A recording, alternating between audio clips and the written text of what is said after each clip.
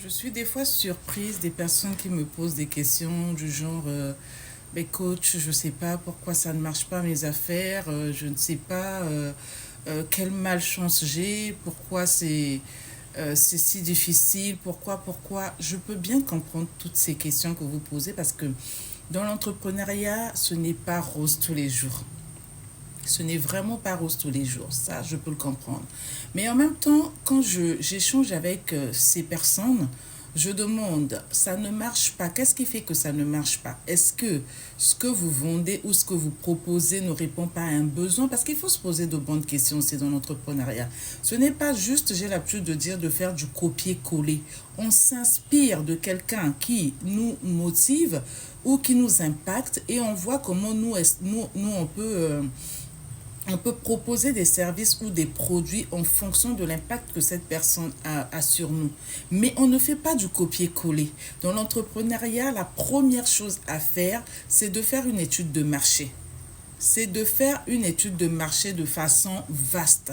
On ne s'arrête pas à son cercle d'influence parce que je vais peut-être vous décevoir, mais vous allez comprendre que dans l'entrepreneuriat, vos amis proches, vos proches en fait, que ce soit vos amis, que ce soit votre famille, ce ne sera pas forcément cela vos clients.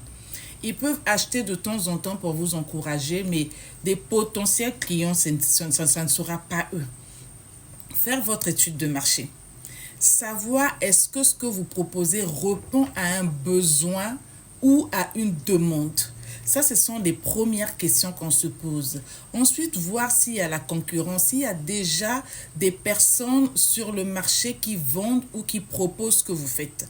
Quelles sont les failles de cette concurrence pour que vous améliorez au travers des stratégies que vous aurez en fonction des stratégies que vous aurez au travers de la formation ou du coaching. L'entrepreneuriat n'est plus l'entrepreneuriat de l'Antiquité. Les choses évoluent à grands pas.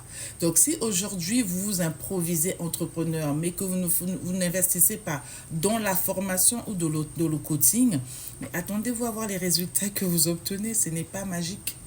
Ce n'est pas magique.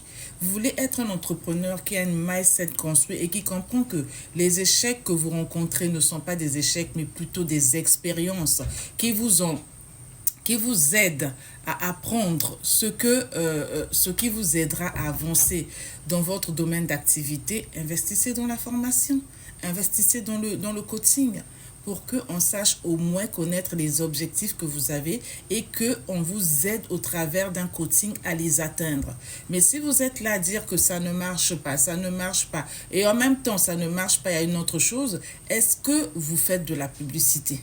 Parce que vous pouvez avoir un talent, vous pouvez avoir un bon business. Si vous êtes renfermé chez vous, vous n'en parlez pas. Vous ne faites pas de publicité. Comment voulez-vous que les gens sachent que vous proposez tel service ou tel produit qui peut répondre à leurs besoins? Communiquez sur ce que vous vendez. Sinon, prenez des partenariats avec des influenceurs qui, eux, vont communiquer pour vous si vous n'êtes pas à l'aise devant une caméra. C'est aussi simple que ça. Mais tout ça, ça demande également un budget. Alors, si vous êtes un entrepreneur et que vous savez que ce que vous vendez ou ce que vous proposez répond à un réel besoin parce que vous sentez que le besoin y est, alors allez plus loin. Essayez de voir quelles sont les stratégies que vous mettez en place. Si vous n'avez pas encore construit des stratégies et vous ne les avez pas encore mis en action, mais le problème est à ce niveau-là. J'espère que ça aidera une personne. Je vous embrasse très fort.